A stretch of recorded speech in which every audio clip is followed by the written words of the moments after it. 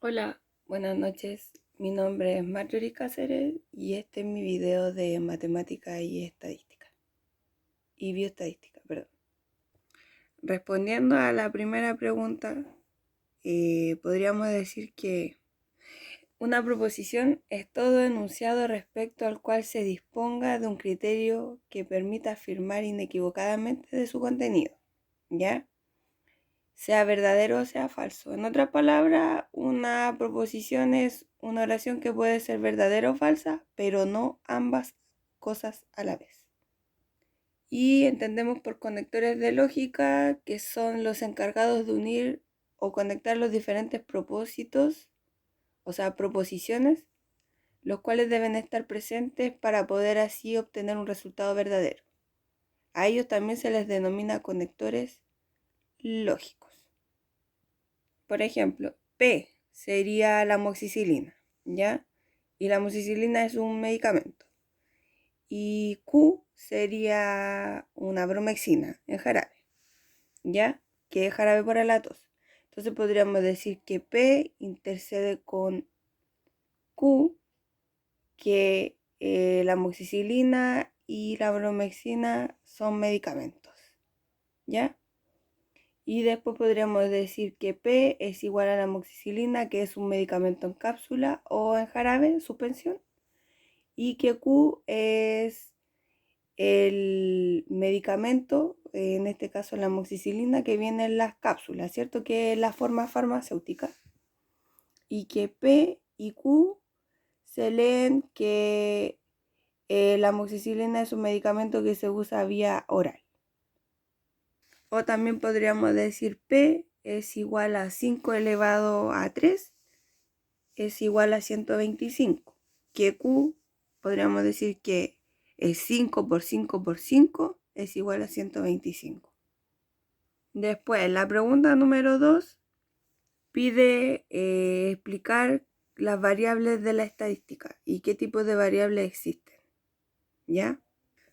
Para construir cada tabla debería tener un número, un título y una fuente. Hay que tomar en cuenta que el número de variables lógicas que tiene un polimio para determinar cuántas combinaciones de lógica se pueden realizar y conviene entonces analizar el siguiente cuadro, ¿ya?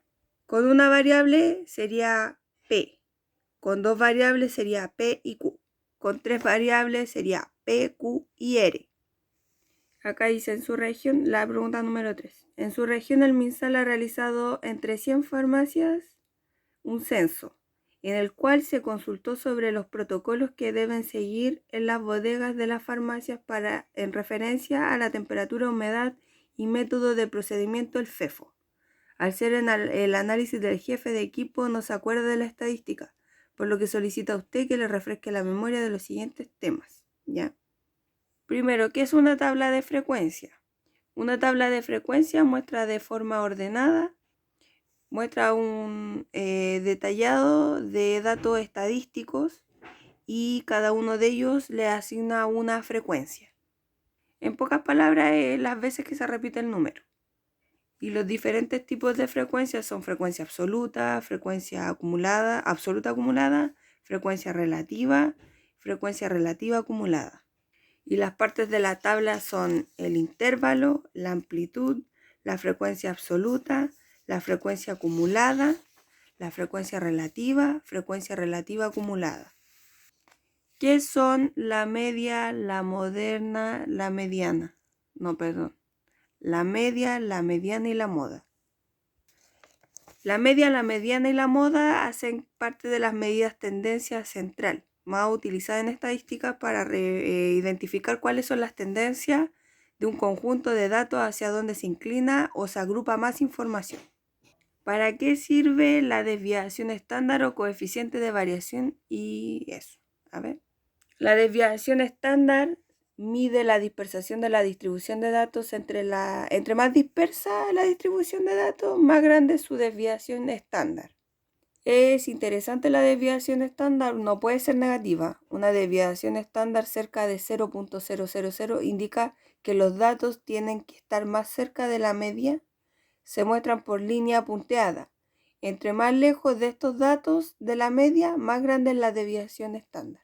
El coeficiente de variación, también denominado como coeficiente de Pearson, es una medida de estadística que nos informa acerca de la dispersión relativa de un conjunto de datos. Ejemplo de cálculo de coeficiente de variación.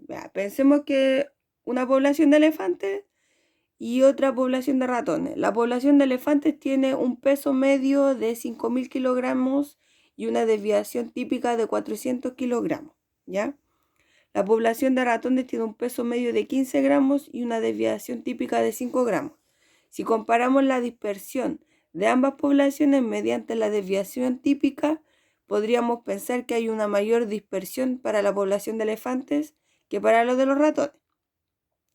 Sin embargo, al calcular el coeficiente de variación para ambas poblaciones, nos daríamos cuenta que es justo lo contrario. El elefante sería 400 partido por 5.000 y eso daría a 0.08. En cambio, los ratones sería 5 partido por 15 y eso daría un 0.33. Si multiplicamos ambos datos por 100, tenemos el coeficiente de variación para los elefantes es de apenas de un 8%, mientras que el de los ratones es de un 33%, como consecuencia de la diferencia entre poblaciones y su peso medio. Y eso. Gracias.